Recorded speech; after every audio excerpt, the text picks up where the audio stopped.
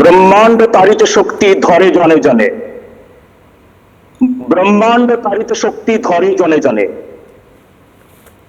আমাদের সনাতনী শক্তি, সনাতনী সম্পদ, এই যে সম্পদের অভাবে আজকে আমাদের এই পরিস্থিতি, আজকে পশ্চিম বাংলা যে পরিস্থিতিতে আছে, শুধুমাত্র আমরা সেই সনাতনী সম্পদ থেকে আমরা দূরে আছি, আমরা বুঝতে পারছি না।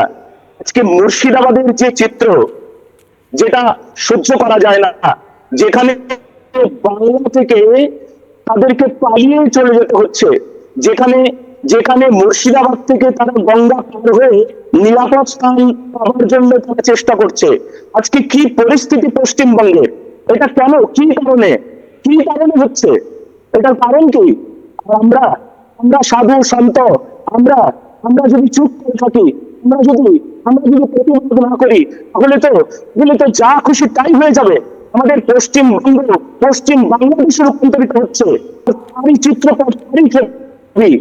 আমরা কিছুদিন আগে বাংলাদেশের যে ছবি দেখেছিলাম, তা এখন পশ্চিম বাংলাদেশে চলেছে।